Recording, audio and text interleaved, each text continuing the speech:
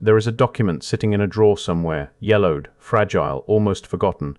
It is only a few pages long, 4 pages, and a single sheet of instructions. Nothing about it looks threatening, no dense legal jargon, no overwhelming complexity, just a quiet promise printed between the lines. A promise so small, so reasonable, that almost no one questioned it. That document was the first income tax form. It came with a message that sounded harmless, almost comforting.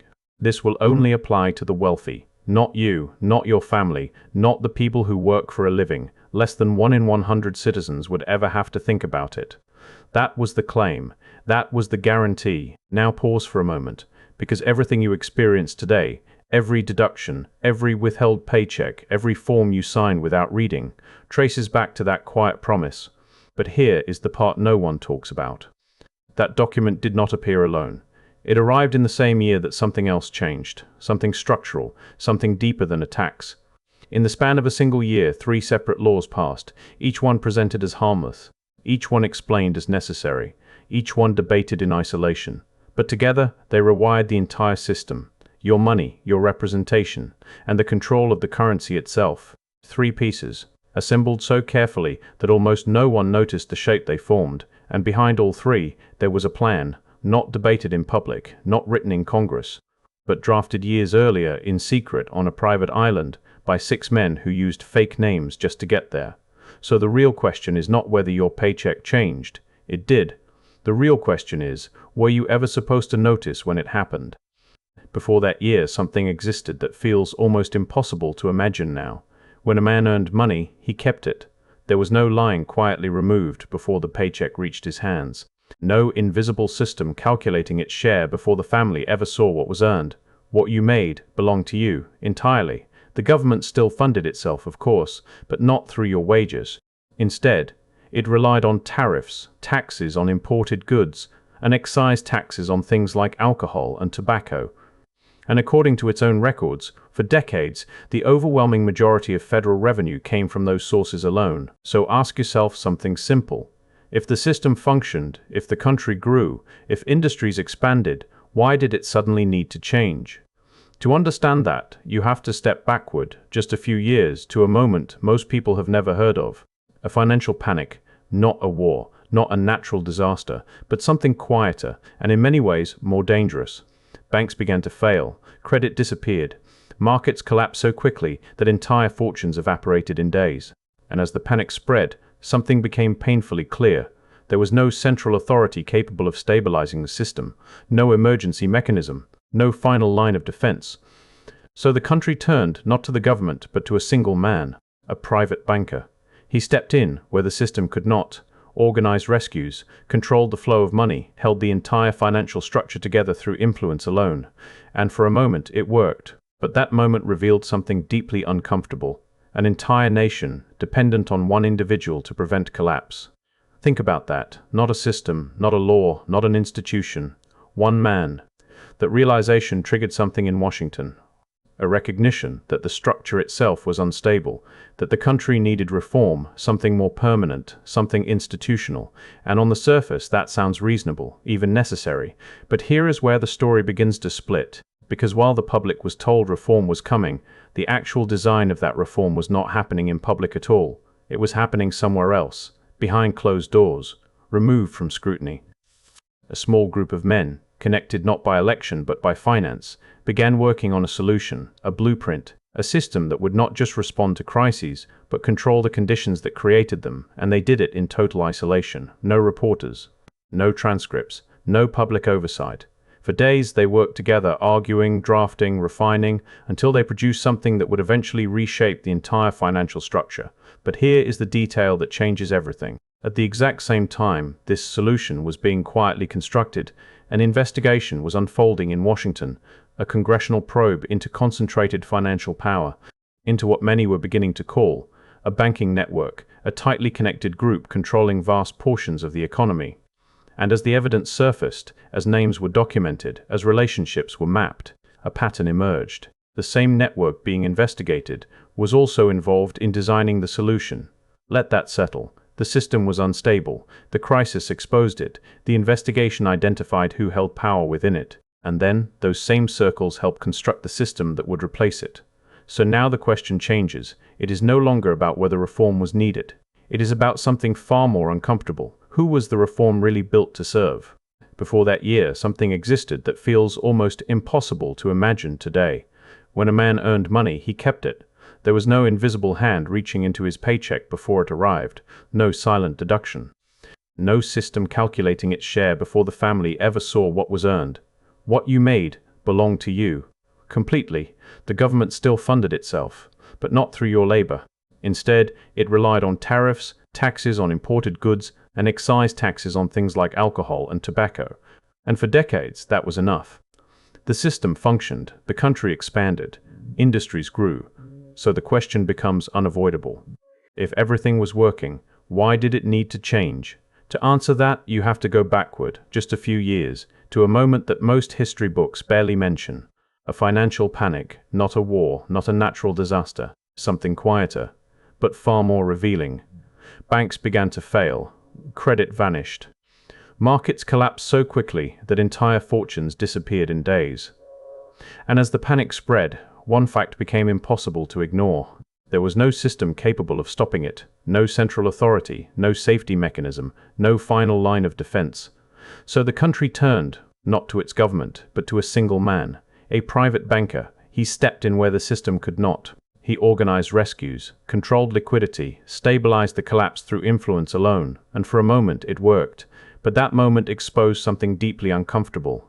An entire nation dependent on one individual to prevent total failure, not a law. Not an institution. One man. That realization changed everything. In Washington, it triggered urgency, the understanding that the system itself was flawed, that something new had to be built, something permanent, something that could never fail in the same way again. And on the surface, that sounds logical, necessary, even. But this is where the story splits in two directions. Because while the public was told reform was coming, the actual design of that reform was not happening in public at all. It was happening somewhere else. Behind closed doors. A small group of men, connected not by voters but by financial power, began constructing a new system, a blueprint, something that would not just respond to crises but control them. And they did it in isolation, no reporters, no records meant for the public, no oversight. For days, they worked, arguing, drafting, refining every detail, until they produced something that would quietly reshape the entire structure of money itself. But here is the detail that changes everything. At the exact same time this solution was being created, an investigation was unfolding in Washington, a congressional probe into concentrated financial power, into a network so interconnected that it controlled vast portions of the economy. And as the findings came in, as names were documented, as connections were exposed, a pattern emerged. The same network being investigated was also involved in designing the solution. Let that sit for a moment. The system breaks, the crisis reveals the weakness, the investigation identifies who holds power, and then, those same circles help build the replacement. So now the question changes. It is no longer about whether reform was necessary. It becomes something much harder to ignore. Who was the new system really built for? The place did not appear on any public schedule. No official records announced the meeting. No journalists followed the trail. Just a quiet train terminal and a group of men arriving one by one, instructed to do something unusual. Use only first names, no last names, no titles, no indication of who they really were. They boarded a private railcar under complete discretion. Their destination was not Washington, not New York, an island, a private resort so exclusive that even wealthy elites rarely set foot there. A place designed for isolation, for privacy, for conversations that were never meant to leave the room. The cover story was simple, a hunting trip. One of them even carried a borrowed shotgun, not because he knew how to use it, but because it helped complete the illusion.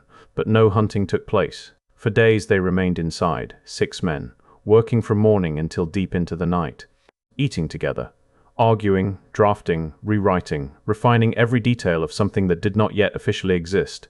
And when they left that island, they carried with them a plan, a blueprint for a system that would change how money itself functioned. Now, here is where the story becomes uncomfortable, because these were not neutral observers.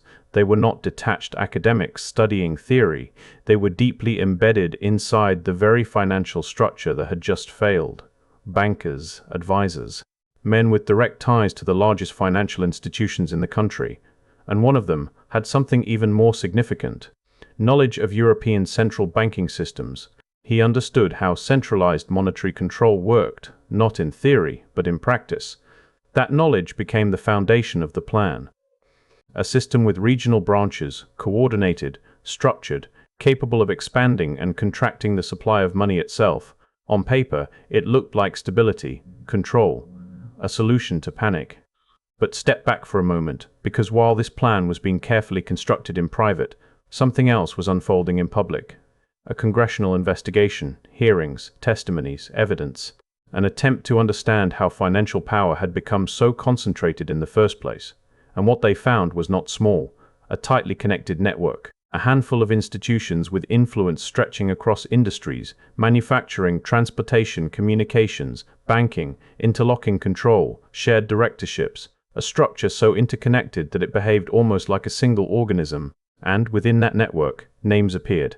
Familiar names, the same names connected to the private meeting, the same individuals involved in designing the solution, the same individuals involved in two parallel realities. In one, a powerful financial network is being exposed, investigated, questioned. In the other, a new system is being designed, quietly, by individuals connected to that same network. And eventually, those two paths collide, because the investigation creates public pressure, demand for reform, demand for protection, and into that moment the plan emerges, not as something foreign, not as something imposed, but as the answer, packaged as stability, presented as necessary, accepted as progress.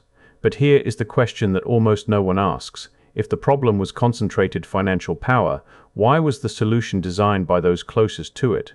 Why were the architects not separated from the system they were meant to fix? And more importantly, what happens when the same hands that understand the system best are also the ones given the authority to redesign it? Because that is the moment everything begins to shift. Not loudly, not visibly, but structurally. And once those structures are in place, they do not just respond to reality, they begin to shape it. By the time the plan surfaced, it did not arrive as a single idea.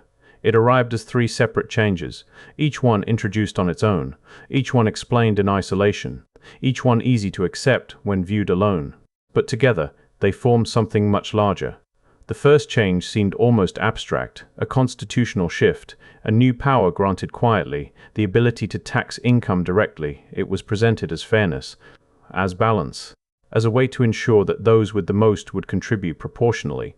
And at first, it barely touched anyone. Only a tiny fraction of the population would ever pay it. That was the assurance, that was the promise. The second change felt like progress, a reform of representation. Instead of being selected by state legislatures, senators would now be chosen by popular vote. It sounded democratic, more voice, more control. But beneath the surface, something subtle shifted. The direct connection between state governments and federal power weakened. The structure that once allowed states to check federal expansion quietly dissolved. And then came the third change, the one that almost no one fully understood at the time.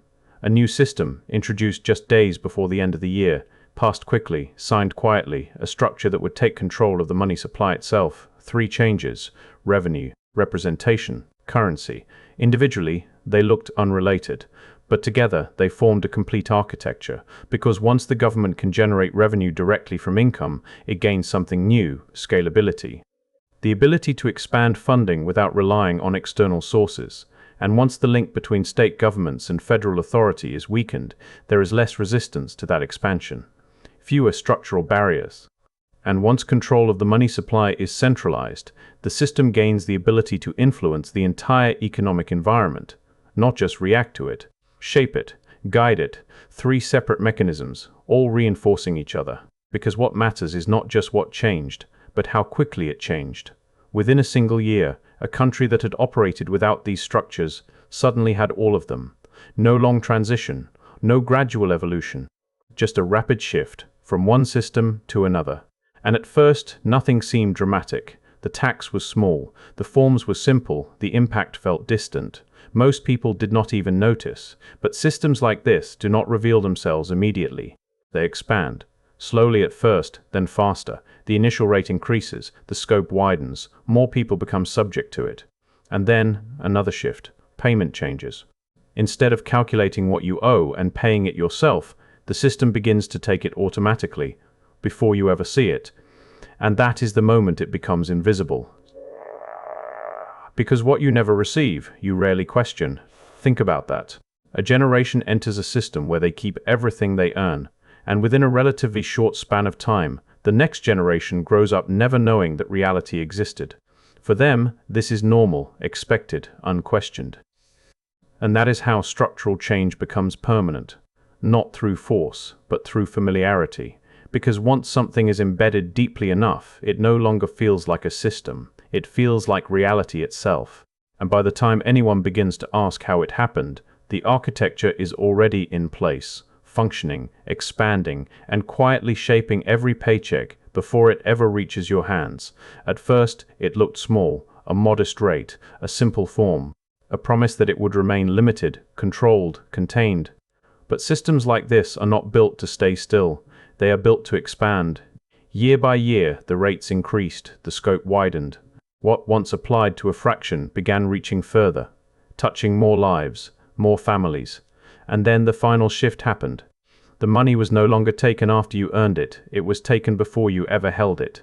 The architecture was complete, not forced, not announced, just accepted. And once accepted, it became invisible. There is no single moment you can point to, no explosion, no declaration, no clear line where everything changed.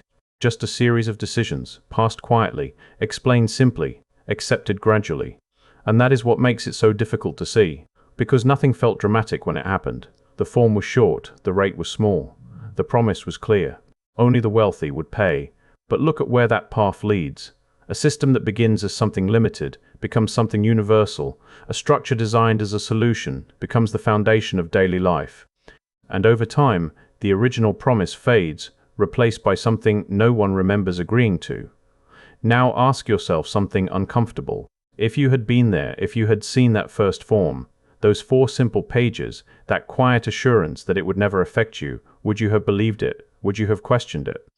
Or would you have accepted it, the same way most people did? Because that is how systems like this take hold, not through force, but through trust. And once that trust is given, it becomes very difficult to take back.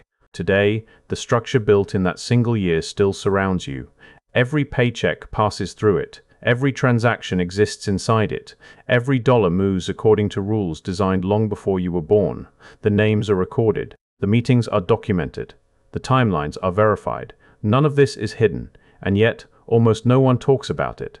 Not because it did not happen, but because it no longer feels unusual. It feels normal, expected, invisible.